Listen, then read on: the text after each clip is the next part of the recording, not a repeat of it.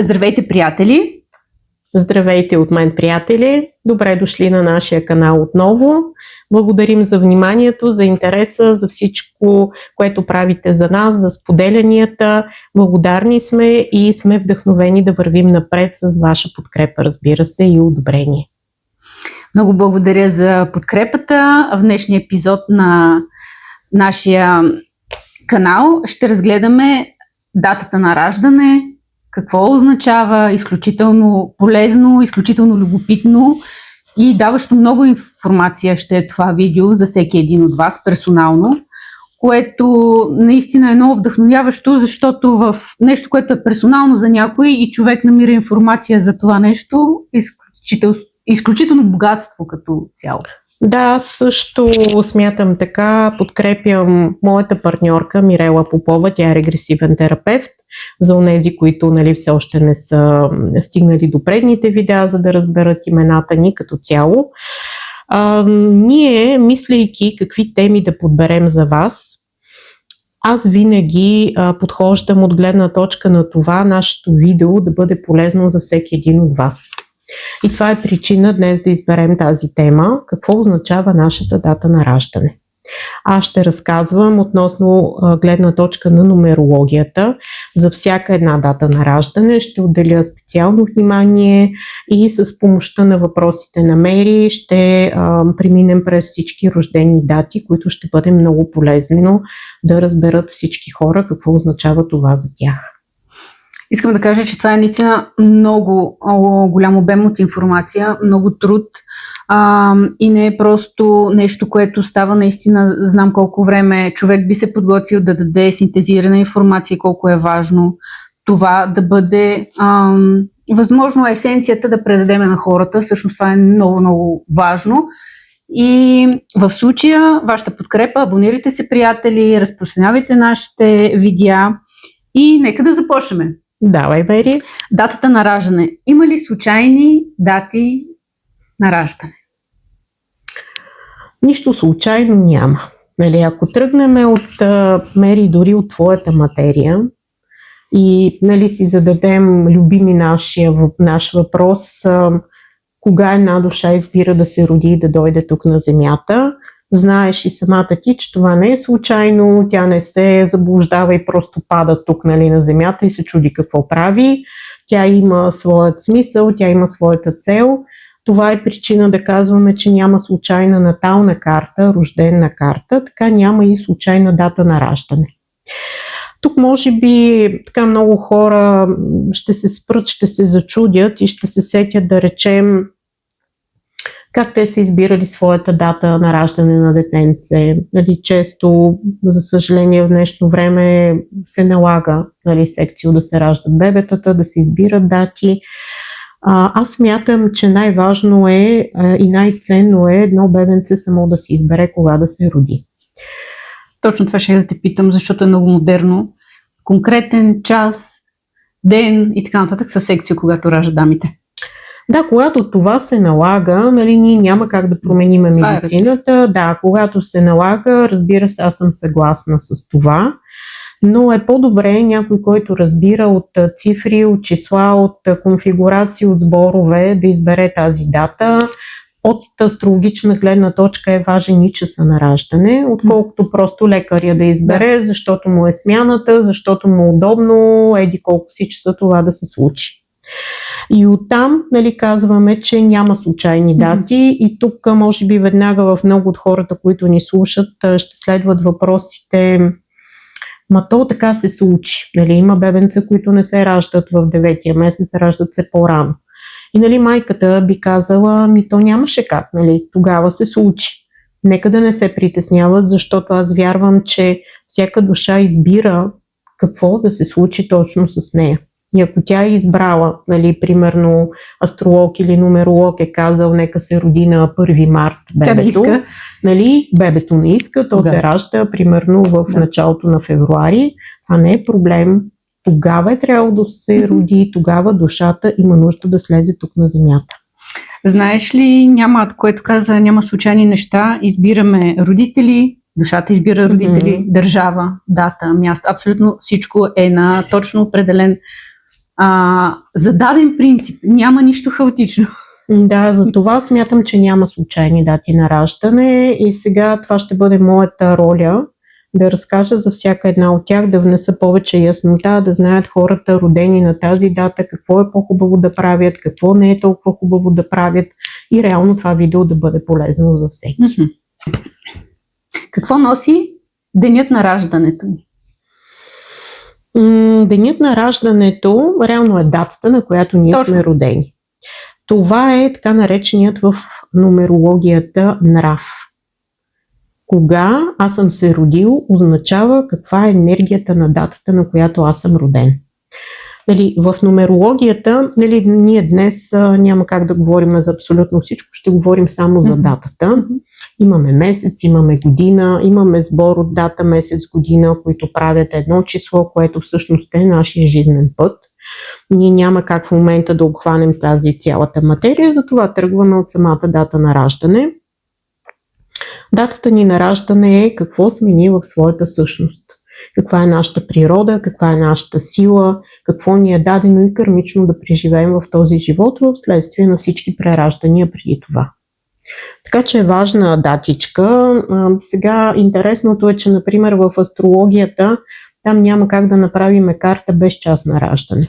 Докато нумерологичен анализ би могло да се направи само с дата, месец и година на раждане, там не е необходимо време, което отваря много повече възможности за работа през нумерологията, отколкото с астрологията. Аз знам, че си изключително добър нумеролог, не само астролог. Кажи ми, каква е разликата между астрология и нумерология? Огромна е разликата и ти благодаря за въпроса, защото много хора бъркат и наистина не знаят каква е разликата. Случвало ми се, примерно в астрологична консултация, да дойде човек и да каже, аз бях на нумеролог, той е като вас, днешния ден ще правиме същото. Не, смисъл, наталната карта, рождената карта, това е снимка на небето, на звездите в момента на нашето раждане. В момента едно бебенце се ражда, около него изгряващия знак асцендента, подредени са в кръг всички останали знаци, съзвездия, вътре има разположени планети и вътре между планетите съществува разговор, който ние хората през наталната карта наричаме аспекти. Нумерологията няма общо нищо с космоса и с звездите. Нумерологията е това, което казах преди мъничко, дата, месец, година. Там анализът е по-различен. За мен е по-беден. Не искам да ми се обиждат нумеролозите, които слушат. Не даваш повече информация, като че ли в астрологията можеш повече да разгръщаш информацията, защото там има повече намесена фантазия, интуиция, лична интерпретация, докато в цифрите, в числата, като пресмятане е доста по-ограничено. Там имаме конкретни знания, все пак това е математика. Да. Нумерологията е известна поне 500 години преди Христа. Още по времето на Питагор, това е човека, който извежда нумерологията на преден план. Така че както астрологията, така и нумерологията, това е много стара наука. Да. За съжаление, двете неща не са утвърдени като науки, но поради знанията и информацията, които дават те, аз смятам, че заслужават да бъдат сред науките. Разбира се. Особено числата. Такава е разликата. Може би тук ще дойде един въпрос, често са ми го задавали хора. Добре, каква е разликата между двама близнаци? Двама близнаци, сега в астрологията би могло да се каже, че да речем 2-3 минути могат да променят хороскопа. Те няма как, понякога се случва 2, 3, 5 до 6, 7 до 10 минути, съм чувала, че има разлика в раждането. В този случай се променя и наталната карта, рождената карта. Но цифрите са еднакви. Абсолютно са прави хората да казват така. Откъде идва разликата в хората? Сега, когато имаме различни полове, момче, момиче, ясно, че пола определя и различията между хората. Другата основна разлика е името. Името, то също се разглежда от нумерологията. То носи огромен ресурс, защото всяка една от буквичките в самото име има своята енергия, има своята хармония и реално променя жизнения път на човек. Да.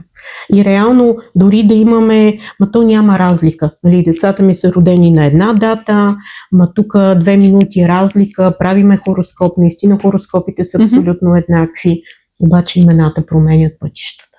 Да. Там е разликата. Реално хората не се замислят върху това. Точно така. Да. Добре, може ли да преминем към сбора от цифри, който може да разгледаме и да дадем един вид персонална насока на всеки един човек и да открие информация за себе си? Да. Нека вече да пристъпиме към самите цифрички, за да си знаят хората. Сбора от единица. Какво бихме казали за това число?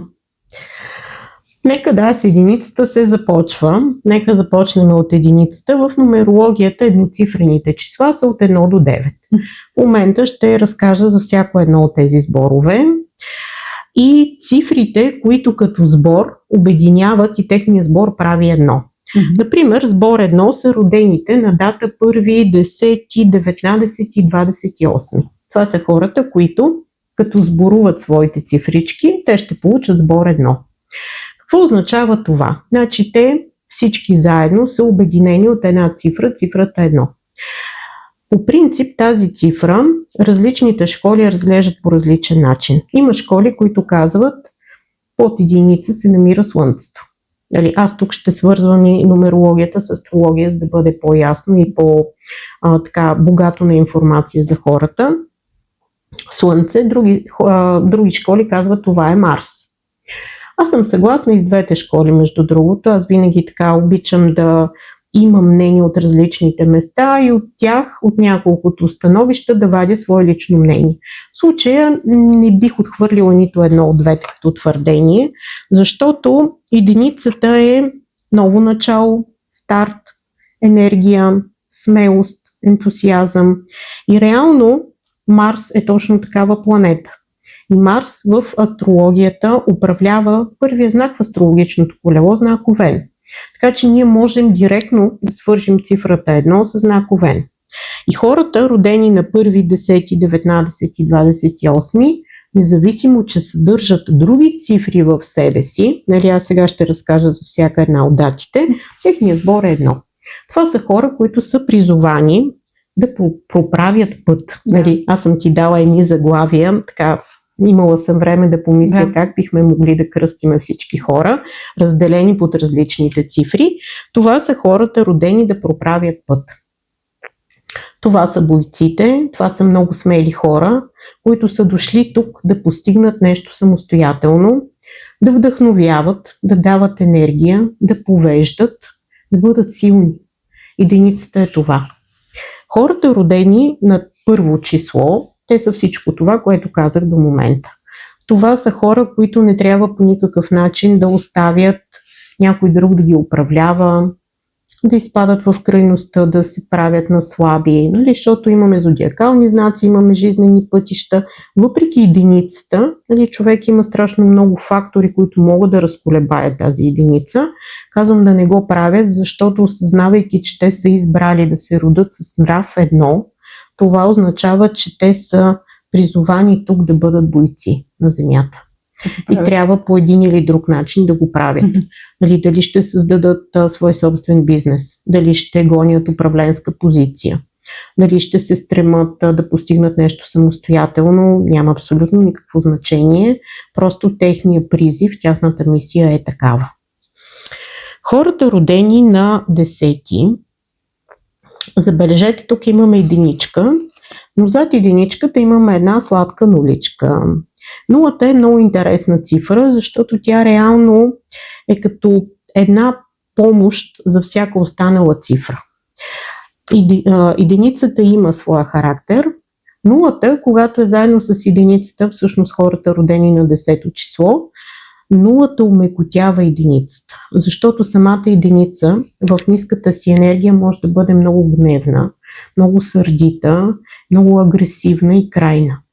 Когато имаме нула отзад, нулата умекотява единицата и тези хора умеят да постигат своите цели отново с единицата, но те не го правят толкова бързо и толкова агресивно, както чистата единица.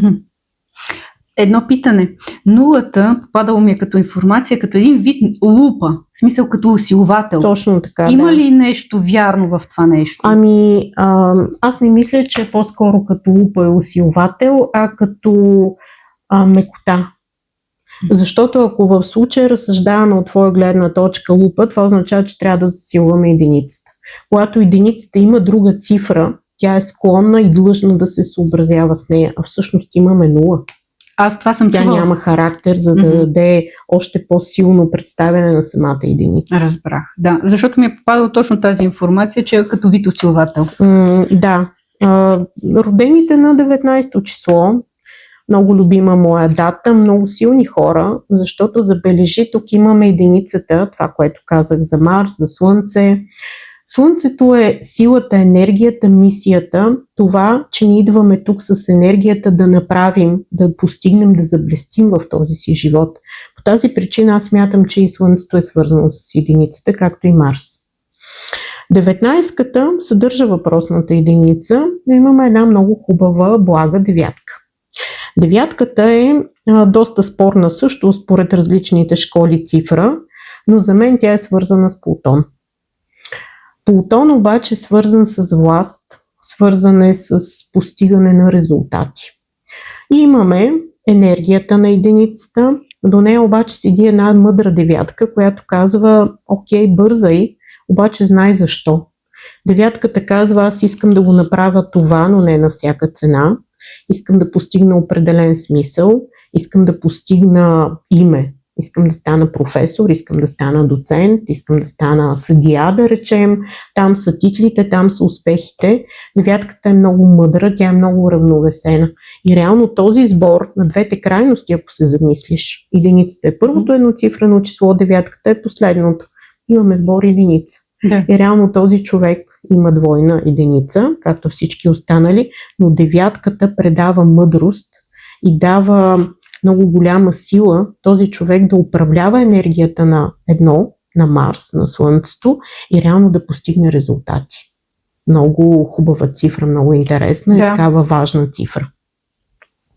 И последната, която ние с сбор 1 е 28. Тук забележи липсва единица. Отново обаче сбора е 1. Много сладка цифра. Двойката е съвсем друга вибрация. Двойката като цифра принадлежи на Луната. Значи ако имаме едно, тръгвам, имам битка, искам да се справя, не ме интересува никой, силен съм, знам какво мога, знам си цената, това е едно. Двойката е колеблива. Там е доста повече проявена женската енергия. Тя е отстъпчива, мека, галевна, съобразителна. Там има много повече любов, много повече мекота и съобразяване и баланс, за разлика от единицата. Осмицата, много интересна цифра също, реално предпоследната единична цифра. Осмицата е 2 кръга. Двойствена природа има осмицата. Осмицата съчетава духовно и материално. И реално, когато имаме осмица в датата си на раждане, това означава, че винаги по един или друг начин за нас е важен материалният успех. Може би хората, които в момента имат осмичка в своята дата, месец или година на раждане, нали, си обясняват доста неща за себе си. Нали, това не трябва да е, нали, не казвам, че е на всяка цена. Нали, това го има в крайността, нали, парите ме интересуват и нищо друго. Тогава, когато наричаме една осмица изродена, нали, това означава да имаме повече от 3 осмици в нумерологичния си анализ. Ако просто имаме дата 28 и осмицата присъства вътре, нали, нямаме такъв проблем. Но осмицата е също много финансово, много материално ориентирана, много ориентирана към резултати. И много интересна смесица се получава. Двойката проправя път, мека, съобразителна, отстъпчива, нали, аз не искам да те обидя, искам да се съобразя с теб. Отзад седи осмицата, която обаче има своите планове. И тя казва, да, ама аз имам тук цели, искам да ги постигна. Избора е едно. Реално този човек наистина би могъл да постигне същите резултати, които чистата единица би постигнала, но с сбора на много по-меки и по-комбинативни цифри. Даже аз смятам, че тогава, когато имаме цифри, 19, 28, нали, тези две числа, тогава постигнатия резултат според единицата, той е много по-комбинативен, много по-пъстър, отколко директната единица. Нали? Като единицата, просто единицата казва аз искам. Аз знам, че заслужавам, аз искам. Обаче 28 ще каже, аз знам, че заслужавам, обаче искам да се съобразя с другите, имам своите планове и знам как да го постигна. Нали? Съвсем друг е резултат.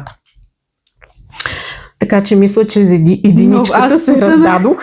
Да, потънах в разговора и в момента, в който ми разказваше, просто превърта хора, които са на тези дати и абсолютно отговаря. Нали? Да, в смисъл, направили си като сравнение. Да, абсолютно вярно е това. Сбор 2. Родени да свързват.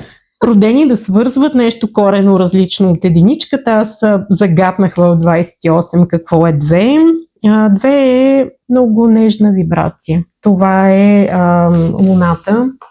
Мека, свързана с майката, свързана с любовта. Сега искам само да се върна, защото аз предварително исках да извадя за всеки сбор, нали, хората, които са родени с сбор 1, кое слабо място им е здравословност, да знаят да го грижат. Добре. Това е сърце, очи и глава. Нали, идвайки от Марса, Марс е свързан с очите и с главата. Както единицата, обаче нейният недостатък е, че тя е много бърза, много припряна е и е хубаво хората, които имат сбор 1, да спортуват. Това е много важно за тях. За тях благоприятните дати, на които могат да започват бизнес или да започват нови неща, са 10, 19, 28, реално датите, на които са сбор единица. Еха, страхотно. Да, просто много неща се опитах да извадя, да бъде полезно и сега се стремя да не пропусна нещо. Имаме много време, така че ако нещо има, ще се връщаме и ще го казваме. Няма никакъв проблем. 2. Родени да свързват. Да. Казах за двойката. Луната я свързах. Да, много различна, много балансирана, много любвеобилна. Това са нейните плюсове. Там има доста силна творческа енергия на чистата двойка. Те имат нужда от някого. Ако единицата казва, не ми трябва никой, аз мога и сама, сега по един или друг начин мога да се оправя. Това е просто вътре в самата единица, във всички хора, родени на сбор 1. Когато обаче говорим за 2 и сбор 2, и това са родените на 11, 20 и 29 като числа, те имат нужда обаче да споделят живота си с някого. За тях не е хубаво да остават сами. За тях е важно да развиват творчески таланти, да се грижат, да обичат. Сега може някой да ни слуша, който се оказал сам в живота си, нали? Никой няма как да прогнозира живота си, да го управлява напълно. Тогава моят съвет е да си вземе някаква животинка. Може да е кученце, котенце, рибки, хамстерче, кой каквото му е на душата, нека да си вземе, защото наистина тези хора имат нужда от близост и от това да усещат любовта си споделена. Това е много важно за тях. Другарче, да. В негативен план, от личен опит казвам, имам доста наблюдения на майки, родени на второ число, които по една или друга причина остават без партньор. Съм наблюдавала как са склонни да се вкопчват в децата си. Просто, нали, като един вид не мога сам и, нали, в случая смятам, че детето ми е някакво другарче и спасителния пояс, да. Това не е хубаво, нали, да се случва. Затова съветвам да намерят начин или приятелство, или хобита някакви да развиват, защото реално те имат потенциала да го направят. Сега тук като слабо място здравословност, да не го пропусна, черен дроб, черва, депресия, поради емоционалността си, поради чувствителността си и силната си интуиция и умението да влизаш в обувките на другите, емпатията, която става въпрос в двойката, Хората са по-склонни да затъват в своите собствени мисли, да се притесняват, да се тревожат. И това е реално причина, нали, за всичко, което обясних. Черният дроб, знаеш какво съдържа: страхове, безпокойство, гняв. Гнева се съдържа в черния дроб и храносмилателна система. За тях благоприятни дати са доста: 2, 4, 6, 8, 10, 12, 28 и 22. Всички тези дати са хубави за стартиране на нови начинания, а неблагоприятни са тези, които отговарят на сбор 1. 1, 10 и 19. Чистите двойки са това, което разказах за тях като информация. Доста така детайли дадох. 11. Любимото ми число от детството. Не знаех защо харесвам 11. Така до ден днешен ми е симпатично като число. 11, ако се замислим за всичко, което казахме за единичката, тук имаме 2 единички, чието сбор прави 2. Сложно е на хората, които имат 11 и са родени по такава дата, както и жизнен път 11. Им е трудно да балансират енергията на 1 и 2 в този живот. Принципно това се нарича така нареченото царско число. Обаче като кажа на някой клиент: "О, ти си роден на царско число", те такива се възгордяват, нали, как, нали? Сега обаче нека не забравят, че както един цар има много права, богатство и правомощия, той има и много задължения. И това много често единичките ги забравят, защото те наистина имат изключително силен нрав. Това е единицата, за която разказвах преди малко, умножена по 2. В същото време обаче тези 2 единици в сбор двойка, нали, се казва, че въпреки силата, енергията, която имат двете единици, те е необходимо тук да се съобразяват, да се грижат, да обичат, да бъдат меки и реално с енергията и силата, която имат, да дават живот, любов, енергия на останалите хора. Това е много важно за тях. Ти би ли споделила нещо като родена на това число? Бих споделила, че усещам го през целия си живот, дори в моментите, в което е било неосъзнато, нали, в детството и така нататък. И някак си се боря през цялото това време с всичко, което казваш. Баланса между 1 и 2. Да. И тази грижа, тази любов, която, нали, ти казваш, нали, хората общо взето, това свързване, нали, ако трябва лозунга да... Усещам го и борба е за мен. Лично за мен е борба. Трудно е, защото короната е голяма, отговорността е голяма. Ако ние имаме една единица и ни е дадено да имаме сила, тук имаме сила на квадрат, и в същото време обаче тая сила, тя не е само за нас. Ние от тази сила трябва да взимаме и да черпим хората около нас. И нали, имаме егоцентризма на единицата, имаме любовта на двойката. Нали, това е разтваряне. И реално, нали, имаме един много странен преход на човека, който със сигурност му е трудно, нали, да осъществява в живота си. Да, и всъщност моят стремеж за баланс е, защото в крайна сметка не можеш да затънеш в ниското, нали така? Не можеш и да си горе. Мен за това нали, по-особено, осъзнавам го вече, нали, на този етап. Да. Но да. Да, така че 11-ките имат голяма отговорност. Срещала съм хора в консултации, които са така, особено момичета, много силни, много нахъсани, нали, аз така. Малко трябва да се приземат и да помислят, че реално тази цялата сила, те не случайно са избрали да бъдат с нея тук, за да могат просто да премине през тях и да излезе под формата на двойка, под формата на луна. Съчувствие, интуиция, помощ, подкрепа, грижа. Да. Числото 20 е следващото с сбор 2. Тук пак говорим за чистата двойка и умекотяването на нулата.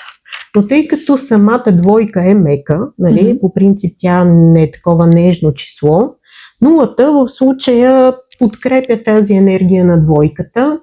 Тук е хубаво наистина хората, родени на 20-то число, да правят всичко, което преди малко казах за двойката, да се грижат, да помагат на близки, да не зарязват роднини, нали, родители и така нататък. Това също е много важно за тях, но трябва да развиват и своите собствени таланти. Защото тогава, когато двойката каже сама на себе си, човекът каже сам на себе си, аз мога чрез това, което правя с ръцете си, рисувам, пея, танцувам, творя, занимавам се с психотерапия, изключително хубава професия за двойките, тогава тази нула вижда смисъл. Да. И последното число от сбор 2, 29. Доста често дискутирано число. По принцип 11, 19, 29, така даже съм ги срещала като така наречени кърмични числа. Защото даже ако трябва да бъдем честни, 29 като сбор е 11. 11 има много силна отговорност и в същото време отново тази отговорност на единицата идва през мекотата на двойката и през престижа на девятката. Имаме мекота, съобразяване, грижа, имаме цели отзад. Девятката казва, ти нали, тук окей, нали, стъпвай така съобразително, не наранявай никого, но не забравяй кой си, защо си дошъл на тази земя. Ти имаш цели, имаш мисия в този си живот.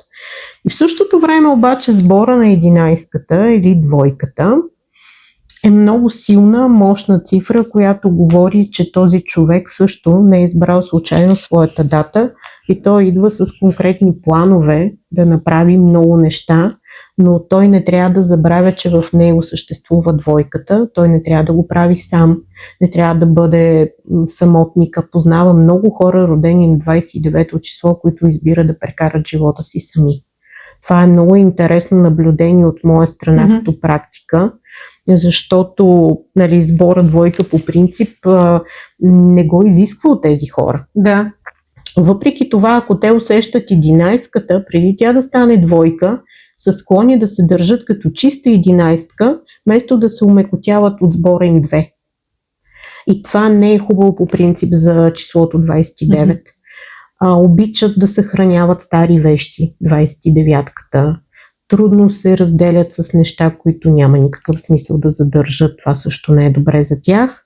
Както и да понякога са прекалено пестеливи, имам такова наблюдение от практиката си. Те имат сложна мисия също, но тя в никакъв случай не е да гледат само себе си. Интегрират ли тази енергия в личното си израстване в девятката, използват ли двойката, преминавайки през 11-ката, осъзнавайки своята лична сила, там вече никой не може да ги спре. Там е истинската сила и истинския връх на една 29-ка.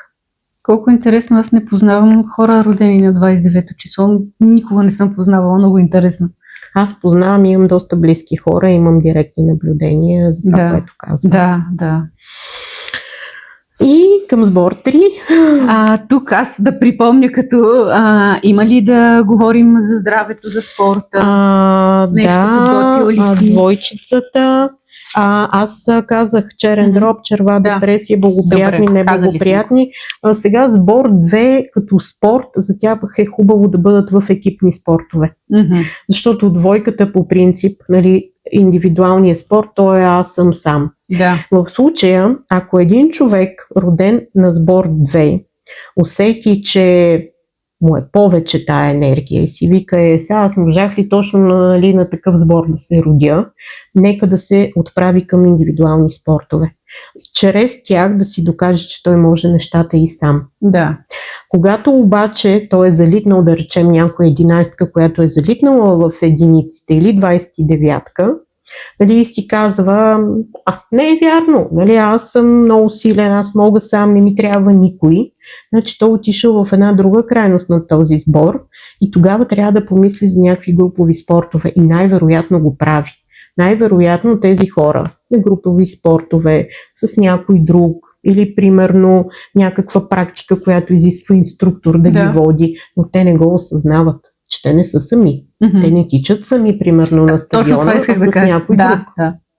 Но много е лесно отстрани да се потупаш и да кажеш как аз нямам нужда, каква тук за мекота става въпрос. В същото време, ако се огледа, си казва, аз обичам с тази приятелка да си говоря, или обичам да си чувам детенцето, или обичам да хода на спорт, където сме групов спорт. И ето къде този човек си взима енергията на двойката. Yes. Добре. Сбор 3. Родени да вдъхновяват. Много хубаво. Много любимо число ми е тройката. Много хубаво число. Да. Значи хората, които имат тройка в рождената си дата, родени месец март, то е 3, да. 73-та година, 83-та година, това е просто благословия, да имаш в картата си такава цифра. Смята се за лечебно число. Лечебна дата също, лечебно число. Тройката, може ли да познаеш, е на планетата ни Юпитер. Юпитер се свързва с тройката. Тройката се свързва с късмета, с благополучието, с добрите резултати, с успеха, много такова готино число, доста по-различно от 1 и 2, те са малко така единични, като вибрация, като разглеждане. Тройката, си пък реално, ако се замислиш, сбор от 1 и 2. Така че абсолютно нормално да е така. Тройката, спомняш ли си едно време по села и така, имаше едни къщи, на които така много често или някъде по-рядко в определени села имаше едни табели образцов дом. Това са тройките. Да ти го дам като пример. Много хубаво. Това са хората, които се стремат да бъдат перфектни. Значи ти никога няма да видиш една тройка черната овца. Някой човек, бунтар, който се бунтува, който може да се бунтува единствено за правда. Искам да е правилно. Бих си вдигнал ръката, бих се съпротивил, бих се отказал от нещо, ако това е правилно, защото те са силно свързани с правосъдието и с усещането, че това е правилно. И това е реално енергията на тройката, единствено може така да ги разгневи лекичко. В другия случай, това са хората, които винаги са облечени спрямо дрес-кода на мястото, където отиват. Винаги се държат възпитано. Винаги са, за пример, си казваш, Боже, този човек, никога не съм го виждал да е разгневен, да е тъжен, той винаги е перфектен, има семейство, има дом, има хубава кола, всичко, което един човек би могъл да иска да постигне, просто тройката го прави с така щракване на пръсти. На нашата къща, както се помня, сигурно винаги е имало тази табела образцов дом. А кой има тройка в хората, които са там? Майка ми е родена март месец като тройка, но това е още от баба ми, прабаба ми. Значи в рода го има. Това е много... Това е много хубаво, защото това означава и дори самата табела образцов дом, тя дава енергията на тройката, на рода, на дома. Особено на хората, които живеят там и хората, които са свързани с този дом. Много обичам тройката, тя просто си е късметлийска цифра. Хората, които нямат тройка, си викат, тук смятат си дата, месец, година, сбор, никъде нямам 3, сега какво да правя, нямам късмет, така или иначе. Съветвам ги да си напишат на едно листче цифричката 3, да си го сгънат и да си го сложат. В лични документи, в портфейл, на бюро може някаква цифричка, просто 3, под всякакви форми, вече може да си поръчаш дори от глина някой да ти направи такава цифричка. Дори тя да присъства просто като израз, като цифра, реално тя ти дава това, което тройката има нужда да получи. Аз в твой офис съм виждала тези, които са с цифрите и седи винаги тройката. Сега това ще бъде много интересно. Преди време точно една нумероложка, моя ученичка, много готина, ми подари такива цифрички, които да си правя от тях дървени. Дата, месец, година. Но тогава тя ми ги подари, защото тогава, когато в годината ти личната, това може би ще бъде някакво друго видео за личната година. Това също трябва да го снимаме задължително. Тогава, примерно, хубава карта имаш, обаче ти липсва тройка или ти липсва петица, също изключително важна дата, или девятка или шестица, това са важни дати. тогава просто си го слагаш като цифричка някъде, за да може да ти дава енергията през годината, която си и тя ти липсва реално. Да. Така че такъв е смисъла, да, на Виждала цифричките. съм аз в този кабинет. Да, така че да, важен е партньора за тройчиците. Много е интересно, че хората, които се раждат на 3-то число, на 30-то число, на 12-то число и 21-то число, това са души, които много внимателно избират семействата, в които да се родят. Това е много важно за тях. Значи те няма да отидат в някакво семейство, където има неразбирателство, липса на любов. Ако отидат в такова семейство, те отиват точно там, за да ги съберат и да ги направят по-единни и да се обичат. Да поправят. Да. Ако те избират такова семейство, това е нарочно. Ако ни слуша някой роден на тези дати с бор 3 и си вика, то моето семейство не е идеално, не е богато, не е, нали, един вид образец за обществото, значи тези хора трябва да знаят, че са точно там, за да направят средата благоприятна за живот на всички. И е вид мисия, която... Точно вид мисия, да. Така, лечебна дата. Сега след малко за 21 ще говоря. За Юпитера казах, просто си мисля нещичко да не пропускам. Тук като болести стави и кожа за слабите места на тройките. Благоприятните им дати също са доста. 12, 21, 30, 5, 14, 23, 6 и 15. Неблагоприятните дати са 4, 13 и 31. Тези, които правят сбор 4. Те са доста различни вибрации 3 и 4 и просто тройката отхвърля реално дните, които са сбор 4. Така, родени да вдъхновяват. Те си едно вдъхновение, защото те реално показват пътя. Да. Кой какъв да бъде, как да бъде, какво е важно, какво е ценно, как трябва да изглежда нещо. Сега в минуса си тройките малко са склонни да се величаят, нали. Аз съм го постигнала, аз го мога, аз го усещам, нали, аз съм малко по-важен от останалите, нали, което в крайна сметка не е хубаво, нали, да се отива в тая крайност. Това е крайността по принцип на знак Стрелец. Така че когато се усетят в такава вибрация, малко, нали, да слизат на земята. Искам тук за 21 да кажеш, защото и на тази дата лично ти избра старта на канала.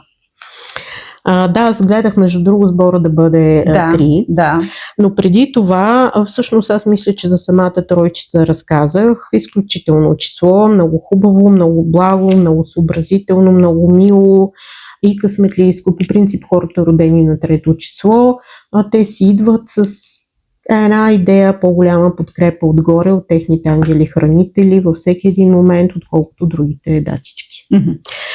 Дата 30, много любима моя дата, не знам защо ми е много симпатично 30-то число. Тя има тройката, обаче нулата я прави по-разгърната, по-творчески настроена, по-цветна, не толкова фокусирана, нали, аз искам да постигна, аз трябва, нали, както е чистата тройка. А нуличката се едно прави едно такова разгръщане, нали, и позволява реално на тази тройка да бъде повече и себе си, нали, не толкова да се съобразява с порядките навън. Така че това е за хората родени на 30-то число. 12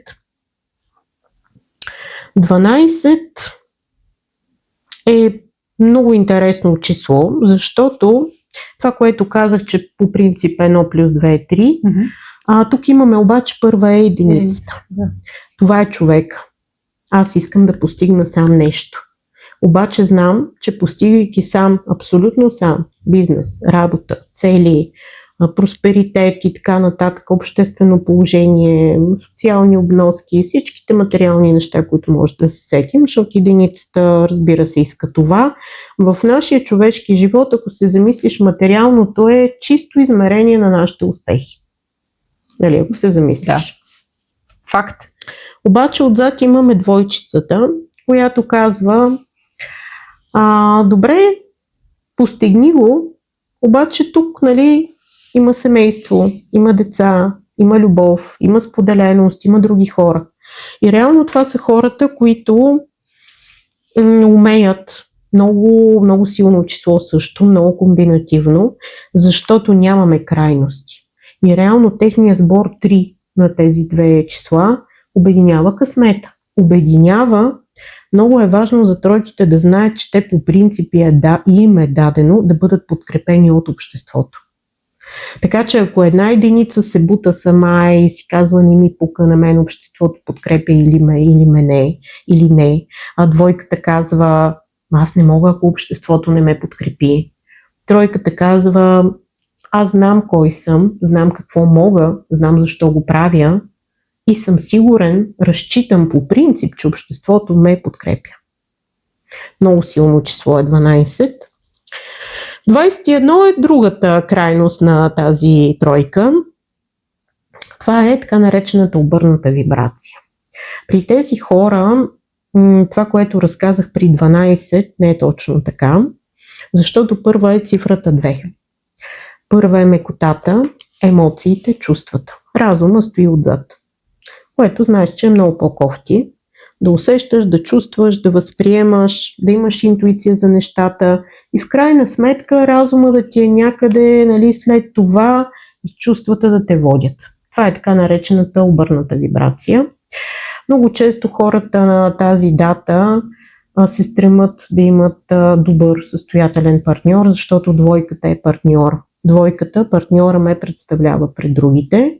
Отзад съм аз, единицата, знам, че мога сама, но имам нужда преди това някой да ми подаде ръка.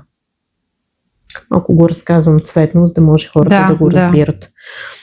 Така че тук имаме чувства пред разума. Когато обаче една такава цифра се избира за бизнес, нали, както в случая ти сподели, че канала ни е стартиран на дата 21, тук вече не става въпрос за нрав, нали, защото ние в момента говорим за дата на раждане. Когато една цифра се избира за бизнес, 21 окей, защото имаме ти, аз, имаме единицата, всяка една от нас би могла да съществува по само себе си единично. Имаме двойката, която ни дава мекотата, приятелството и съдружието. Имаме тройката, която всъщност е обществото, хората и късмета на Юпитер. Да.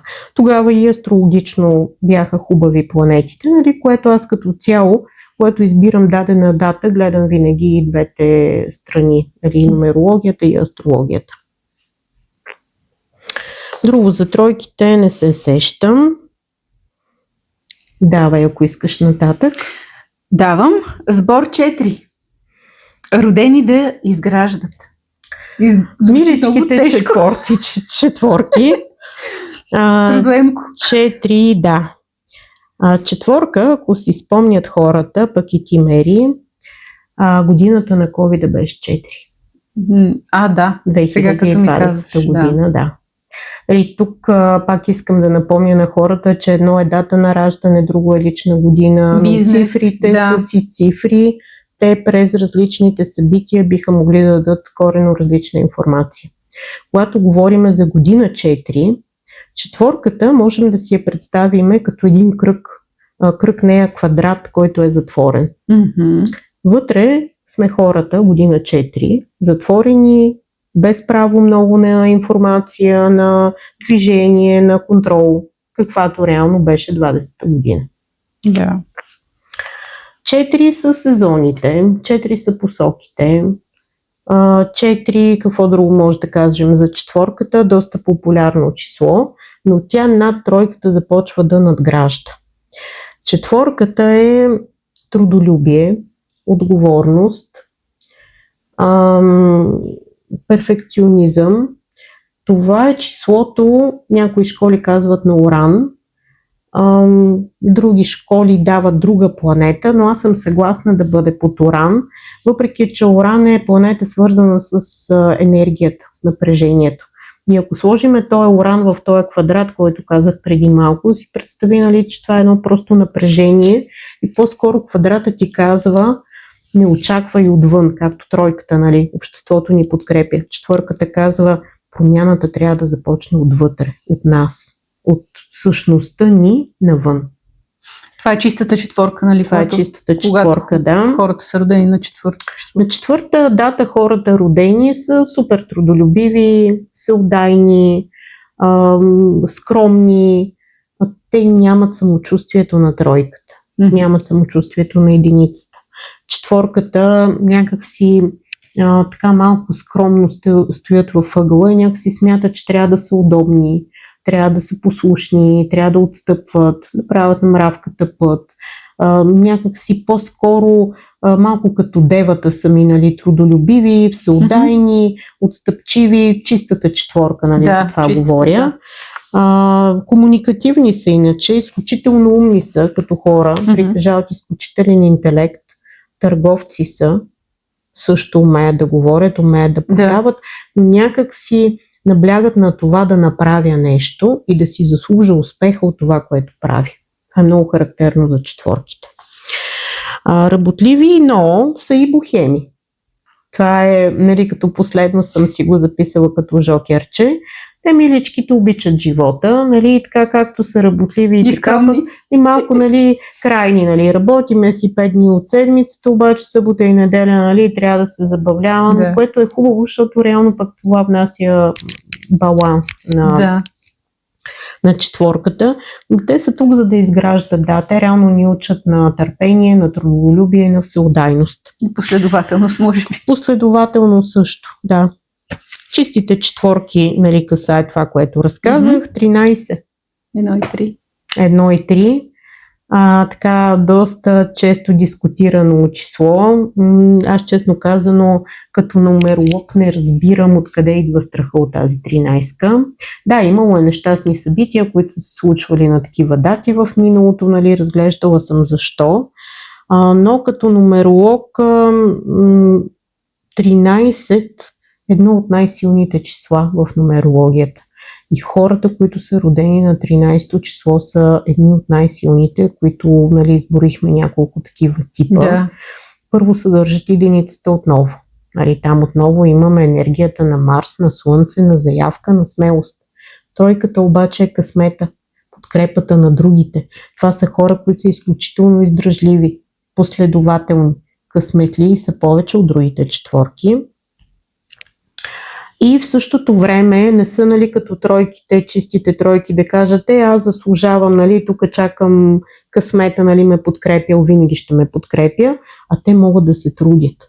И това е много ценно в 13-ката, защото имаме мъжката енергия на единицата, имаме мекотата, късмета, подкрепата на тройката, но тези хора не се самозабравят и те казват, въпреки това, което знам, че ми е дадено, аз знам, че трябва да докажа на себе си своята собствена стойност, както и на света, в който съм роден. Много силни са хората на 13-то число и са ми много любими. Да. И познавам хора, които казват, мен не ме е страх от 13-то число или от петък 13, на мен 13 ми е любима цифра. Много хубаво, браво. И на мен много хубаво е, да. Въобще по никакъв негативен начин усещам 13-ката, между другото, като много сила някакси, много хубаво число. Преди доста години ме бяха поканили в една телевизия, мисля, че беше първи канал, да говоря за петък 13. Петък по принцип е деня на Венера. И факта, че 13 петък, нали, я дискутираме като някаква много такава злосторна и негативна дата, нали, аз не намирам, честно казано, реално обяснение, освен, нали, че ние трябва да си създаваме някакви страхове, нали, отвън, да имаме някакви кумири, за да имаме някакъв контрол. За мен това е реалната причина да мислим така за самата 13-ка. Друга цифричка интересна, 22. Много интересна цифра и тя. Това е цифрата на падналите ангели. Така се нарича тя, така се наричат хората, родени от тази дата. Можем да си ги представим като едни души, които са тръгнали да си отлитат, нали, не са имали никакво намерение да се раждат отново и да идват на Земята. Стояли са така между някакви други светове и Земята и си казват, сега пак ли аз да ходя в това училище на Земята. Обаче, тъй като избират да се родят на 22 число и се наричат паднали ангели, защото те по принцип са били с заявка да си отидат, нали, да не идват тук. Да. Обаче поред човешки изкушения, ядене, пиене и така нататък, тук щастие, купони, храничка и така, любов, те решават да дойдат и да се родят отново на Земята. Много хубава приказка. Да, много е със сладки 22. Така, за тях нещо отделно не съм писала, но 22 съдържат 2 двойки. Съпричастност, съобразителност, доброта, да направя път на другия, да се погрижа за него, да обичам, нали, всичко, което самата двойка от сърце дава на другите. И те са 2 двойки, нали, както 2 единици. Но сбора е четворчица. И това са просто изключително всеотдайни, съобразителни, работливи хора. Но в момент, нали, когато се съберат тези 2 двойки, са си отговорната и перфектна четворка, която е готова да работи. Обичат живота, обичат да се забавляват, обичат да пътуват много, да се движат, да пътешестват, да изучават нови култури, нови светове. Това са 22. И следва 31. Тук, ако забелязваш, пак имаме единичка, която е втора. Да. Тук за тях съм записала, че... хайде преди да кажа какво съм записала. Имаме тройката Юпитер. Реално Юпитер в случая на 31 много лесно им отваря врати. Много подаръчна дата за родените на тази дата, защото 31 дата тройката е готова да сбъдне по-лесно мечтите на тези хора. И отзад стои единицата, която просто е носена на ръце от обществото, от обстоятелствата, от възможностите и дава на единицата да получи своите титли и медали. Сбора обаче четворката малко приземява тая единица и тази тройка и им казва: да, по принцип е така, обаче се погрижи, положи усилия, нали, това, което ти се случва, един вид да имаш баланс между това, което получаваш, да дадеш и ти на другите и на Вселената. Много хубаво. Така, те са и дата Жокер. Това са хората, те са много комбинативни и много умни. Тогава, когато си в екип, в ситуация, в която нямаш изход, чудиш се какво да правиш, някаква криза или някаква патова ситуация на работа сложна, 31 има брилянтната стратегия винаги. Значи тези хора трябва изключително добре да си вярват, да знаят в какво да инвестират енергията си. Те много добре умеят да разчитат знаците, да правят свързване между тези знаци и да правят много ценен план как да се излезе от дадена сложна ситуация. Те са много добри преподаватели, защото тройката реално е сцената на Юпитер. Те отзад стоят като преподаватели и всъщност четворката казва: това е твоята работа, да, което е много ценно за тях. Така, тук имаме родени да изграждат добре и болестите на четворките са бъбреци, гръб, глава. От прекалени мисли, от страхове и гърба от прекалено пренатоварване. Сега трябва да избягват, съм записала, пикантни храни. За четворките, за всички тези дати, по принцип, това не е хубаво да се употребява. И за тях съм извадила какви цветове е важно да носят. Дори да кажат: аз не харесвам такъв цвят, нямам такива дрехи, нека си вземат една кърпичка или просто една салфетка от този цвят и цветовете са син и бял. Това са цветове, които хармонизират четворката. Много полезно. Да, защото те са прекалено пренатоварени с ангажименти. Те имат нужда да имат жокери, да имат подкрепа и да знаят по какъв начин, нали, да кумулират тази енергия навън. Датите, които са им хубави на тях, са 1, 10, 19, 28, 4, 17 и 26. Лошите дати са 3, 12, 21 и 30. Тройката, сбор тройка дати за тях не са подходящи, защото четворката казва: на теб пък всичко наготово ти е дадено, нали, на тройката.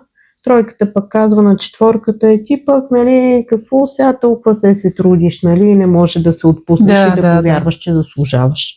Нали, оттам реално им идва и самото противоречие. И мисля, че за четворчиците казахме. Ред е на сбор 5. Uh-huh. Родени за свободата и промяната. Много интересно. Много любима цифра петица. И ако се замислиш, това е число по средата между 1 и 9. Mm-hmm. Обожавам петицата, даже може би повече от тройката, защото това в Питагоровата нумерология, нали, в Питагоровата нумерология се работи с едни квадрати, ако хората знаят, 1, 2, 3, 4, 5, 6, 7, 8, 9. Петицата е в средата. Това е най-лесно за обяснение. Реално петицата е цифрата, която е сърцето на нумерологичната карта. Петицата обединява всички останали цифри. Значи, който няма петица в нумерологичната си карта, да си напише листче с гънато, да си направи цифричка и така нататък, това е много ценна цифра. Наблюдавам хора, които нямат петица въобще в своята карта, нали, защото и месец май е 5. 95, 85, 75 година те имат петиции. Когато обаче нямаш петица, ти липсва фокус. Липсва ти концентрация, не довеждаш нещата до край, прекалено много се разпиляваш, не знаеш къде ти е центъра, не знаеш къде ти е силата. Това много силно го наблюдавам в хора, които нямат петиция. Да. Когато пък петицата е в повече, над 3 петиции, ако имаме, тогава пък е прекалено силно, прекалено много идеализираме, прекалено много обичаме, прекалено много се движим и нямаме също фокус, нали, там също не е добре, но имаш ли 1, 2, 3 петиции, е супер. Петицата принадлежи на планетата Меркурий. И Меркурий в крайна сметка е планетата, която ни свързва. Нали? Говорене, комуникация, слушане, всичко, което в момента правим с теб, то е под планетата Меркурий. Чистата петица, те са веселяци, готини, купунджи, творци. Това не е цифра, която ще седне на едно бюро и ще работи, нали, от сутрин до вечер. И по принцип, когато хората петици работят, счетоводител съм, или занимавам се с финанси, имам фиксирано работно време и място, това не е хубаво за тяхното здраве. Тези хора или трябва да си набавят някакво хоби, нали, за да не затъват в осмицата, в единицата, защото тая работа на бюро е точно свързана с други цифри, а да намерят някакъв отдушник, да намерят някакъв творчески талант, да пишат, да рисуват, да танцуват, музиката е под петицата, танците са под петицата, или просто да си променят професията и да се занимават с нещо творческо. Необходимо им движение, така като те слушам. Пътувания. Да, не толкова спорт, колкото пътувания и изпитването на щастие от живота. Петицата не е цифра, която казва аз искам другите да ме харесват. Петицата не е цифра, която казва на мен парите са ми важни. Тя просто не е свързана с това. Тя е свързана с свобода, креативност и независимост. Младостта също е свързана с петицата. Много интересно, че хората, които имат изродена петица, те до късни години, до дълбока старост изглеждат много млади, много младолики. По принцип, петицата дава младолик вид и дава младо усещане, нали, като дух. Знаеш, има възрастни хора, които са си духовити и въобще не можеш да разбереш, че разговаряш с възрастни хора. И това реално, което разказах е и за цифрата 5, нали, за чистата петичка. Сбор 5 е и 14. Да. Слава Богу, нали, сбора е 5. Нищо, че имаме една четворчица, която е всеотдайна и трудолюбива. Имаме единичка, която пък казва, аз нали, трябва да се трудя, за да постигна. В крайна сметка сбора на тези две числа е петица, което олицетворява всичко, което казах до момента. Хората просто трябва да запомнят, че по цифра 5 трябва да се движат, да развиват творчески таланти и театъра е под петицата също. значи дечица под цифрата 5, значи те са просто едни разкошни деца, които трябва да ги остават хората да летят, да се развиват, да пътешестват, да учат чужди езици, но там да се сложи рамка, да им се каже тук няма да излизаш, тук защото еди какво си, това просто убива петицата. Пък жизнен път 5 просто го обожавам. Значи само ще дам за пример, нали, не говорим за жизнен път, но няма как, нали, да ги отрежа нещата. Жизнен път 5 са, в петиците има една такава много жива вяра, че всичко е възможно. Много хубаво е това, като някаква изключителна жизнена такава енергия. Няма невъзможни неща. Да. И някой сега застава, някоя девятка, нали, казва на петицата, ти луд ли си, това е невъзможно. Петицата казва, защо? Няма никакъв проблем. Ма ти нямаш ресурс. Ма няма нужда да имам ресурс. Аз просто имам сърце и знам, че това по някакъв начин се случи. Да. Много са готини. Жизнения път, примерно, на много известни хора е петица. И то е точно с това вау, нали. Не ме интересува мнението на хората, не ме интересува какво ще кажат. Аз знам, вярвам си. Лили Иванова, например, има жизнен път 5. Много известни певци, артисти имат жизнен път 5, нали, които съм изследвала аз във времето, което е много ценно по принцип за всички творчески сфери. И 23, много хубава цифра. Двойчицата, тя разбира се има мекотата на Луната. Там също има една много силна любов, творческа енергия. По принцип петицата е много хубава и за медицината. Във всички професии, в които ние знаем, че се грижим за другите, имаме свобода, нали? В медицината нямаме сметки на дебит-кредит, нали? Баланс не правим. Имаме свобода, имаме право да се развиваме, да творим, да изграждаме. Така че 23-ката са хубави числа за това. Тройката също винаги присъстваща, тя си носи късмета на Юпитер. Избора петица просто е разкошен. Да. Много хубава цифра. Душичките, които избират да се родят на тази датичка, просто да следват пътя на петицата, да си следват любовта на двойката и да знаят и да разчитат на късмета си от тройката, която имат в датата си на раждане. Друго, да кажем за петичката, болести. Да, щях да забравя петицата, тъй като са другите бохеми на астрологичното, не на нумерологичната карта. Те са и хазартен тип. Те обичат така да си се забавляват, да има светлинки, да им е готино и там трябва да внимават, защото те обичат да харчат по принцип парички. Четворките не обичат. Четворките, трябва някоя четворка родена на 4-то число, да речем да има много тройки или много петици. Тройка, ако има много една четворка, нали, тя харчи, за да купува, да докаже на другите, че има. Докато да речем, ако пък една четворка има много петица, нали, тя казва, аз за какво работя, нали, ако не харча. Ако обаче имаме само четворка без петица, нали, това са хората, които си правят сметка на паричките, те не обичат да разхищават. Така че хазарта също е под петичката, обичат паричките и техните дати са 5, 14, 23, 12 и 30. И лошите дати са 6, 21 и 26. Това са датите, които, нали, е хубаво да избягват нови начинания. Боже, колко много неща каза. Дано не стане дълго. Колкото стане, но тя просто синтезирана да излезе информацията, много са цифрите. Да.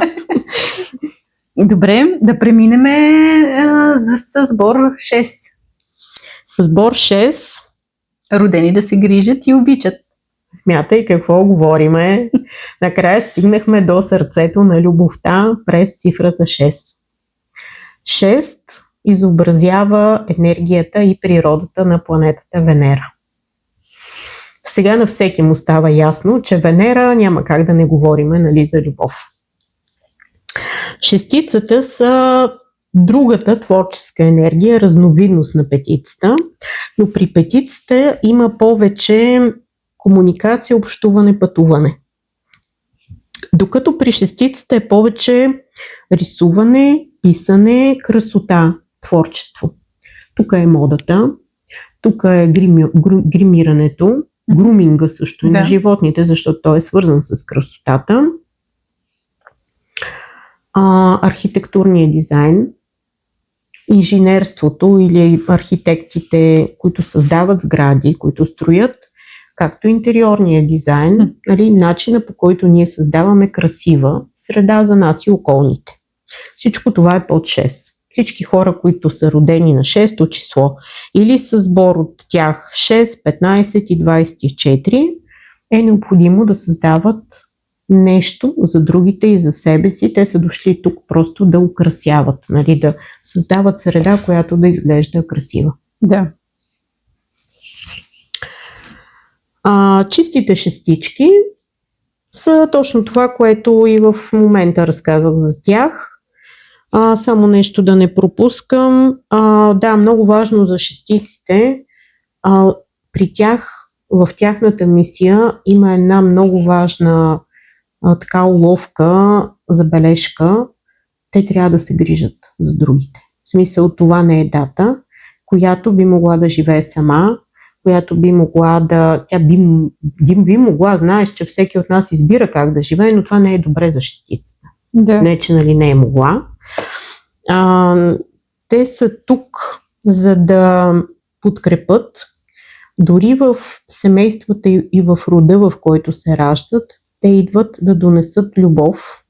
Ако тройките идват да донесат късмет и обединение, шестицата идва да излекува раните в рода. Това е тяхната основна мисия. В късните си години са предразположени към напълняване. Нали, това е важно също за тях да знаят и просто нали, в години, които усещат, че имат нужда, нали, е хубаво, ако трябва дори да наложат някакви граници в хранене, режим, спорт и така нататък.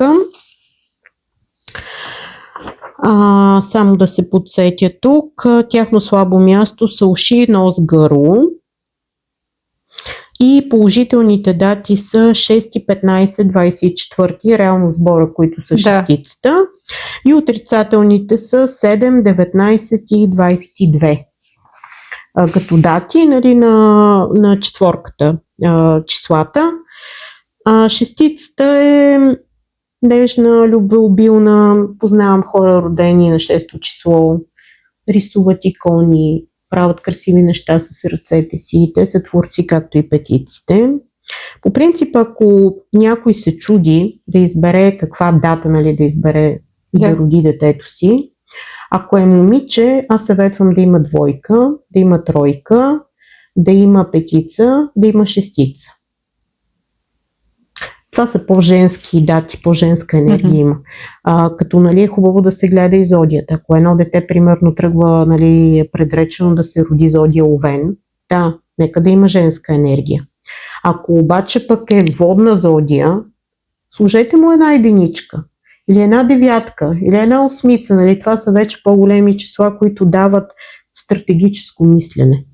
Нали, тази водна енергия, която идва през зодията, Скорпион, Риба, Рак, нали, знаем, там има емоции безброй, да може цифрата, на която избира детето да се роди, да даде някаква сила. Така че нали, е хубаво да се комбинират двете неща и аз като цяло, избирайки дати, винаги ги комбинирам, за да направим един хубав баланс. Сбор 6 е цифрата 15. Много любимо мое число. Поне това си обичам в цялата нумерологична и астрологична карта. Аз съм родена на дата 15. Харесвам си датата на раждане, защото шестицата е много по-силна през 15.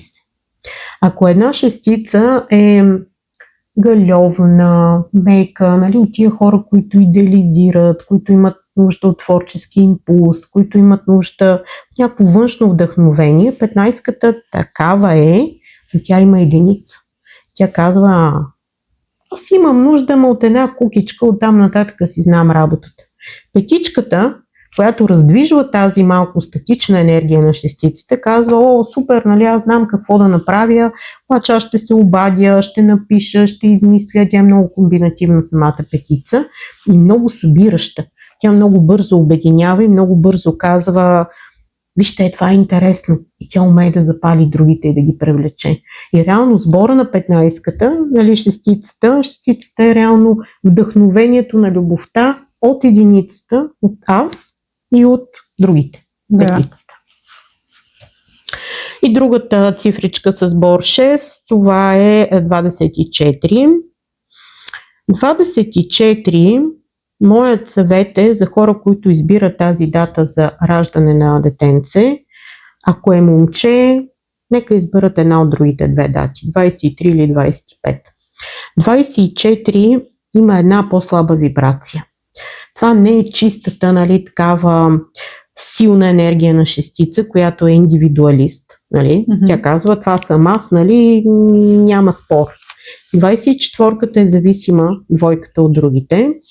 Четворката обаче е трудолюбива, отговорна и двете цифри заедно като шестица, просто самата шестица не е съставена от силни цифри сами по себе си. Което означава, че хората на 24-то число са по-чувствителни от другите шестици. Те са по-меки, на тях им е изключително важно какво мислят другите, на тях им е важно да бъдат в партньорство, те имат нужда да бъдат обичани и много силно имат нужда от това да усещат, че до тях стои някой. И нали сещаш, че когато говорим за мъжка карта, и там този мъж, дори да е роден силна зодия, Козирог, Овен, 24-ката го разколебава доста. Да. Тя е много хубава дата за момиче, защото дава мекотата, дава шестицата, дава трудолюбието, заземяването на четворката, но при мъжка дата, нали, хората трябва да знаят, че си има едни така ахилесови петички. Да. Добре, нещо друго, Жокерче? Всичко казахме, я виж. Всичко така, шестичката, да, всичко казах. Добре. Можем да продължим към 7. 7, сбор 7, родени да търсят истината. Много интересна цифра 7. Да. Много различно от всичко, което говорихме до сега. Седмицата е планетата Нептун. Планетата Нептун, имаш, предполагам, представа, директно се свързва с висшето съзнание, с духовното, с екзотериката, съзнанията. Там няма нищо материално, няма нищо за другите. Седмиците са удохотворението. Много интересни като хора. Божествено число се смята седмицата. Духовни хора. При тях много интересно нещо се случва. Това са хора, които когато изберат да се родят на тази дата, все едно те винаги имат една пряка връзка с Бог. И това, което им се случва като събития, винаги преди да се случи лошо събитие, идват други събития преди това, които да ги предупредят. Значи те това много силно трябва да вярват в него и да го наблюдават. Значи една седмица, а седмици са доста, 7, 16 и 25. Всичките тези три цифри са сбор 7. Те трябва да знаят, че на тях не може да им се случи нещастие, защото те преди това винаги ще бъдат предупредени и би могло да им се случи, ако те не са разбрали знаците и върват в грешна посока. За тях е много важно да го знаят това. Другата крайност на седмицата е, че те могат да бъдат и манипулатори и лъжци. Това са най-добрите лъжци. Това са най-добрите фокусници. Защото и киното е манипулация, нали? Там нямаме снимане на живо. Фотографията също е под 7. Там имаме, нали, оправяме кадъра, как точно да стои, променяме, нали, сенките и така нататък. Това също е под 7. Киното е под 7. Под 7 е аромотерапията. Но хората, родени на 7 число, просто им е дарба. Те умеят добре да лъжат. По принцип, седмицата е от онези хора, които говорят или ти разказват нещо и ти си зяпнала ето така, потънал си, слушаш ги, вярваш, просто като си в някаква магия, нали, защото магията е под 7 реално. Да. Нали, вълшебството не е, нали, лошата магия, говоря за вълшебството. И хората, които са родени на 7 число, това го владее до съвършенство. Интересно е, че доста така и световни лидери, нали, има на дата 7 или с жизнен път 7 и те просто са изпратени тук или да станат духовни водачи, но ако пък изберат материалния свят, стават перфектни лъжци. Само да видя цифричките на седмичката. Сега в ниската си енергия могат да бъдат неверници. Ти тук каква астрология, или какви сънища, какво като си сънувал нещо. Нали, всякакви такива щуроти, нали, които нали, не вярваме, искаме да го пипнем с ръка. Това не е хубаво по принцип за седмиците.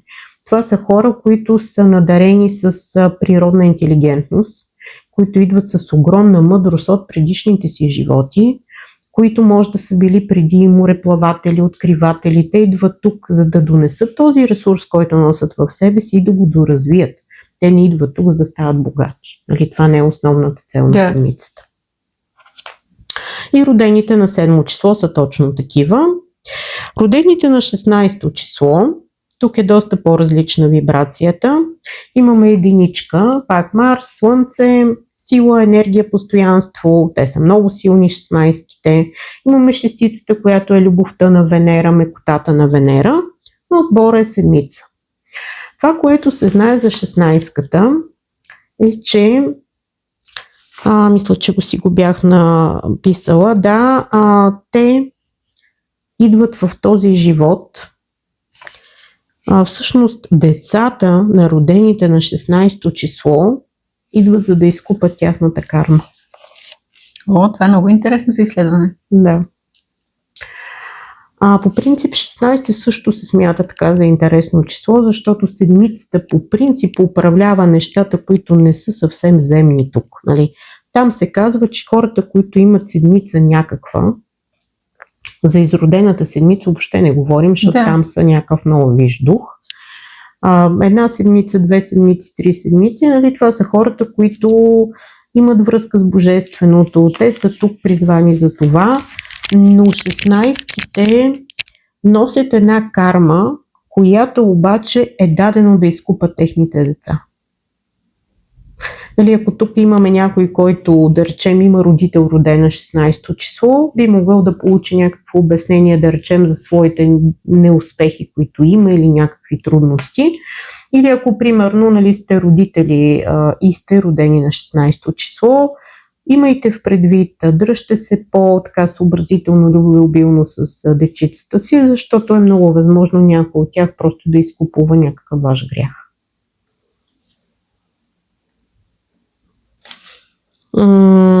Така и имаме 25. Те са най-добрите имитатори, но 25 не е партньорско число, въпреки че имаме двойка вътре. Това, ако говорим за мъжка карта, за мъж роден на 25-то число, те обичат авантюрите. Те трудно се задържат на едно място.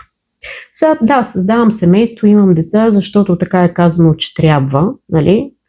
Петицата така казва, както и двойката, но поради двойката, поради петицата, които и двете са много подвижни цифри, в същото време търсещи идеал, любов, разбирателство, и седмицата, която ги облича, нали, в някакъв идеал, нали, на тях им е много трудно да се фокусират и да кажат, аз имам това и това ми е достатъчно. Това е много трудно за 25-цата, бих казала, дори ако няма някаква друга подкрепа на девятки и на тройки, да речем, нали, това било много трудно. Би било много трудно. 25-чката, нали, си има двойката, творческата енергия, има си петицата, тези хора са комуникативни, общителни, добронамерени, но те също трябва да гледат в духовна посока и да не залитат в материалното. Това е много важно по принцип за всички, които са родени на 7. Добре, че Само моето да дете, видя. което е родено на 25-ти, съм го запознала с материята и не му е чужда. Да, да. Събитията са предупреждения, могат да бъдат лъжци и манипулатори, това го казах. Сега, нервна система и храносмилане е слабо място здравословно. Датите хубавите за тях са 7, 16 и 25. И лошите дати, на които не е хубаво да стартират нищо, са 8, 18 и 30. Добре. Продължаваме ли нататък? Да, давай, има Добре. още две цифрички. Да. Сбор 8. Много интересно заглавено. Родени да управляват силата на изобилието. Това е много интересно. Ами ние до сега не говорихме, мисля, че конкретно за пари. Защото, нали, колкото и да сме духовни, нали, живеем в материален свят. Това е част, да. Да, и няма как, нали, да не си плащаме сметките и така. Осмицата е за това. Тя да ни каже за баланса в Вселената. Защото след седмицата идва един момент, в който би трябвало да стъпиме на земята и да си кажем всъщност какво правим. И тогава, дори когато идваме в лична година 8, ние сме на кръстопът, излизаме от съня на седмицата, стъпваме тук на земята и казваме сега на къде. Родените на 8 число, реално, нали, ако си представим самата осмица, тя има два кръга. Тук имаме една много двупосочна природа на тези хора. В единия кръг имаме духовното, в другия кръг имаме материалното. И тези хора сега имат за задача да направят баланс между двата кръга, нали, и тая осмица да си стои както трябва, нали, в баланс.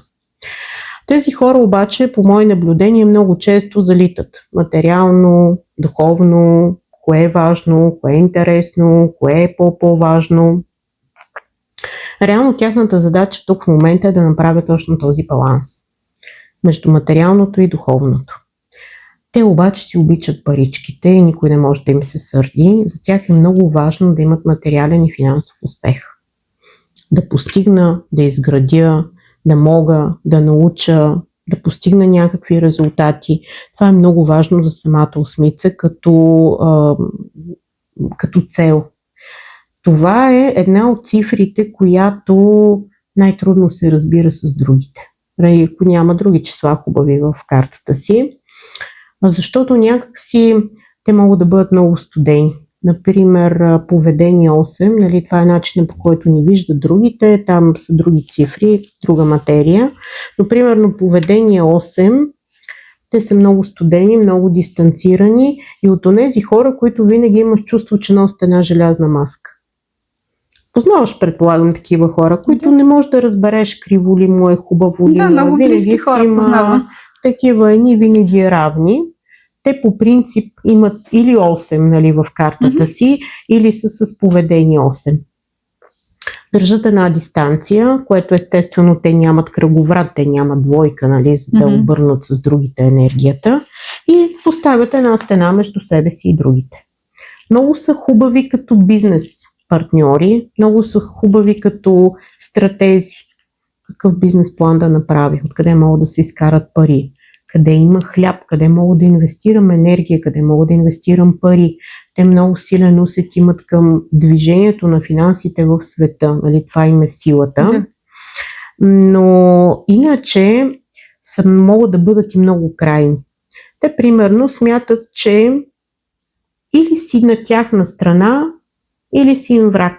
Нали, за тях няма средно положение, нали, като един вид, ти не си на моя страна, ама нали, аз те оставям приятел, нали, защото си ми приятел. Няма такова нещо при осмиците. Значи ти, ако аз имам някакво подозрение в теб, значи ти със сигурност си най-големия ми враг, като може да няма нищо общо с това. Да. Просто са много крайни в своите изводи и своите решения. Практични, земни, подредени, много добри инвеститори. Това са и хората, родени на 8 число, чистата осмица. 17-ката обаче осмица, обаче тук енергията е много по-мека от това, което говорихме, защото имаме единицата, човекът може сам, нали, осмицата също може сама, това е много силна вибрация, но седмицата дава мекота на осмицата, реално. Седмицата свързана с Нептун, свързана с Божественото, тя може да отстъпи, може да бъде по-мека, може да бъде като айде, нека, аз да не се намесвам, да не оставям нещата в свои ръце, нека да оставим, да се вика Бог да си свърши работата. И реално тази 17-ка, много силно число между другото, защото смесва крайности и дава на човека да бъде много приспособим, комбинативен и успешен, защото осмицата не може да не бъде успешна. И имаме 26, много далечна цифра от самата осмица. Много любов, много хармония, много ценна и готина цифра е 26, защото 26-цата има двойката, луната, съобразителността, любовта, тя не е грубата осмица. В същото време шестицата пък е чистата Венера, чистата енергия на любовта. Избор е 8, значи тези хора могат всичко.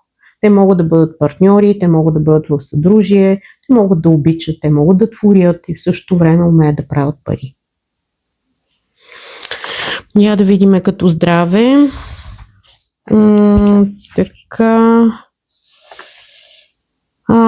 Глава, черен дроб, черва. Много интересно е, че за тях се препоръчват тъмните цветове. Това ми е направило силно впечатление, затова съм си го записала. Осмицата трябва да има някакъв тъмен цвят в себе си, дори да не се облича с нещо тъмно, да си сложи примерно някаква по-тъмна, да речем, салфетчица или кърпичка в джобчето, за да й прави баланс. Също дати хубави за осмиците са 8, 17 и 26, реално сбора на осмицата. И негативните дати са 10 и 21 за осмичката. Нещо хрумлити на теб или можем да продължим към девятката? Ами ти каза, мисля всичко това, което беше извадила, така, да. Отстрани. Продължаваме, но не по важност, сбор 9, Да. Нищо, че родени да служат и да остават следа. Много интересно си го формулирала и си ми го подала като послание. Да.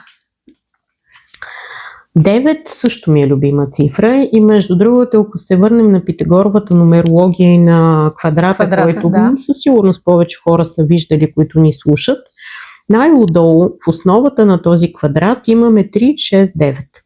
Реално тези три цифри съдържат основата на нашия живот.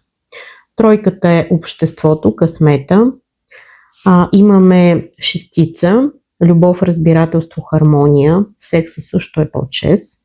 Имаме девятка, постигнати резултати. Защо сме тук?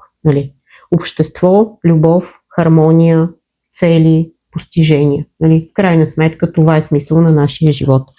И като цяло е хубаво да имаме и трите цифри в своята карта. Затова хората, които си сметнат и нямат 3, 6 и 9, която цифра им липсва, просто да си я изпишат, да си я сгънат и да си я носят. Девятката е последното едноцифрено число. Девятката има астрологични, нумерологични школи, които директно планета, числото 9-планета празно. Аз обаче смятам и съм съгласна с някои от астрологичните школи, че те припознават планетата Плутон, свързана с девятката. Други казват, че Сатурн, аз мисля, че на девятката принадлежи Плутон. Плутон е последната открита планета, Плутон е най-бавната планета, най-дълбоката, най-сериозната планета, най-дълбоките води са там, те принадлежат и на знак Скорпион. Девятката е власт, статут в обществото, име, положение. Тя е много тежка вибрация. По принцип, когато едно дете се роди с девятка, може да изглежда по-тромаво за другите. То е пък, сега много бавно бяга. Или сега тук всички караме колела, а той не може. Или е по-тутав, по-бавно загрява. Да. Така изглежда. Не, че детето е такова. Просто той идва, малко прилича като описание на енергията на Сатурн, но аз смятам, че е по-скоро Плутон. Защото девятката е последното едноцифрено число и тя приключва цикъла на всички числа. И нали, след девятката отиваме на единица отново. Да. Плутон е по същия начин. Той пречиства, преражда, смъртта е под Плутон също, и дава нов живот в единицата. В девятката няма да се отнасям да говоря за лична година, нали, девятка. Хората родени на сбор 10. Да, в друг епизод ще. Да, девятката е важна, такава достойна, отговорна. Тия хора винаги изглеждат с авторитет пред другите. На тях има нужда да им се добави малко подвижност. Нали, това са хората, на които препоръчвам по-динамичен спорт. Защото сега тук една девячица ще каже, аз там си ходя и си правя една гимнастика. Не е достатъчно за девятката. Нека малко повече спорт. За момчетата спортни, такива бойни спортове, бокс, картинг, фитнес, малко повече подвижност. Даже фитнеса може би не е толкова подходящ, колкото аеробните спортове. Лека атлетика, футбол, баскетбол, волейбол, девятката да може да се движи. Плуването също е хубаво за девятката. Чистите девятки са такива, по принцип като деца са малко защото това е тежка, нали, все едно идват стари души, раждат се в едни детски, нали, телца, защото, нали, ние девятки хора познаваме много, нали, те си се раждат от бебенца, нали, стават големи хора. Нали, си казваш къде попадна? Да, къде попадна, защо ми е трудно, защо ми е сложно, защо толкова, нали, от високо виждам нещата. Просто родителите на такива деца трябва да знаят, нали, че трябва да дадат повече време и малко повече енергия на тези деца. Когато обаче една девятка порасне, стане голям човек, тя има нужда да постига своите успехи. Но това не е успеха на единицата, който става на 18 и казва, аз искам заплата 5000 евро, защото заслужавам. Нали? Девятката казва, да, аз трябва да се трудя, трябва да съм всеотдаен, трябва да работя, трябва да се грижа, ако ще на 50 години, но аз искам да постигна своите цели. Много са ценни девятките и са много такива опора са те. Те дават сигурност, те дават опора. Те завършват цикъла просто на всички. Родените на 18-то число, те съдържат въпросната единичка, за която преди малко казах, но те имат и осмицата, която е материално число. И ако девятката казва, парите са ми важни, обаче по-добре да ме повишат. Знам, че няма да ми дигнат много заплатата, обаче по-добре да знам, че, нали, съм си заминал тук директор, да речем. Докато 18-ката казва, знам, че ще стана директор, обаче на мен са ми важни и парите. Сега за какво, нали, аз ще се трепя, нали, да израствам. Важно ми е името. Едно казва, важно ми е кой съм аз. Осмицата казва, какви придобивки аз ще получа. И в същото време девятката става много по-силна, защото тя не е фокусирана само в стъпалото, тя е фокусирана върху целия процес. Лиха. И 27, много по-мека вибрация на девятката. Двойката е, разбира се, пак казвам, луна, мекота, спокойствие, любов, съобразителност. Там няма единицата, която казва, аз си знам и тук, нали, никой не ме интересува друг. И в същото време седмицата е духовно число. Много силна вибрация също, защото виж как смесва крайности на двойката, на отстъпчивостта, духовността на седмицата, умението да манипулира има седмицата и да постигне резултатите на девятката. Така че реално 27-цата би могла да постигне успехите на девятката и тя задължително ще се стреми да го направи, но нейният път е друг. И реално между всичките сборове наблюдавахме как всеки гони числото, което е сбор, но той е способен всеки индивидуално, сам по себе си да го направи по коренно различен начин от другите. Сега за девятката постоянно и отговорно число. Там няма кой да бутне девятките. Значи те постигат нещо, нямат намерение да го развалят, способни са да стоят във връзки, в бракове, които отдавна не им дават никаква енергия, но те са привързани, те са отговорни, те знаят, че това е техния път. Имат нужда от гордост и от уважение. По принцип там са хората, които звездичката на пагона ми е важна. Важно ми е да стана професор, доцент, да постигна име, да напиша книга, да остава следа зад себе си. Нали? Уния хора, които сега си спомням, казват: искам да построя къща. Нали? Това е някакси с построяването на къща. То е, разбира се, в нашия български род много дълбоко закоренено, но то се свързва и с самата девятка. Нали? Имам нужда да знам, че в живота си съм построил къща. Ето ти една девятка. Нещо друго. 18-ките имат високи изисквания, 29-ките имат нужда от уважение. 27-ците, нали така? 27-ците, да. И болести, треска, шарка, там като цяло те здравословно са доста устойчиви. По принцип, девятките биха могли да имат по-скоро хронични заболявания, отколкото просто някакви дребни настинки. Те се разболяват много рядко, малко по-дълго боледуват от другите, от единиците, например, оздравяват, може някоя болест да се превърне в хронична, но имат и дълъг живот, девятките. Датите им са хубавите 9, 18, 27 и негативните дати за девятката са 11, 23 и 25. Това са трите дати, които девятките не е хубаво да стартират нови начинания. Мисля, че всичко казахме. Напомни ми, ако нещо пропускам. И аз мисля, беше изключително обстоен разговор, изключителна дълбочина и много информация, която ще се постараем при монтажа, нали, да изкараме като в самото видео, за да може човек да му е нагледно. Нещо, докато те слушах, в детството, много отдавна, имаше винаги един въпрос, като деца сме си задавали, нали, любим цвят и любимо число. Кое е твоето любимо число? Когато сме си играли още като деца, винаги така, нали, момиченца, момченца, въпроси, нали, на колко години си, любим цвят, любимо число. Това беше въпроса, който неизменно седеше навсякъде, нали, много преди интернет ерата. 11. Аз ти казах, когато говорихме за 11. Ако трябва от 1 до 9 да кажеш? 5. 5. Да. Добре. 5 ми е жизнения път, затова може би все пак на 15-то число съм родена. Аз имам, мисля, че 2 или 3 петички. Това като вътрешно такова усещане. Вътрешно усещане, но страшно много цена и тройчицата.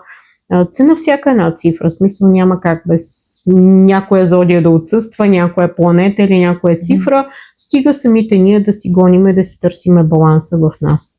Спрямо действия, спрямо мисли и така нататък. А твоята цифричка коя е? 6. Не знам защо винаги съм писала 6. Венера. Ами виж, 11-ка, момента, в който казва, че харесвала съм като малка шестица, защото ние като малки нямаме конкретно и разумно обяснение за нещата. Просто имаме дадено привличане. Това казва, че реално ти си усещала мисията реално на сбора 2. Нали? Реално шестицата ти е помагала да излизаш от 11-ката. Нали, като самота, защото единицата съдържа и самота в себе си. Да, мисля, че абсолютно всичко казахме. Благодаря за интервюто, за търпението. Благодаря и на нашите зрители и слушатели. Моля, следвайте канала, абонирайте се, споделяйте, ако информацията за вас е полезна и достъпна. И пишете въпроси, които имате, за да бъдем вдъхновени да създаваме ново съдържание. Благодаря. И обещаваме, че ще направим тема за личните години в последващото видео.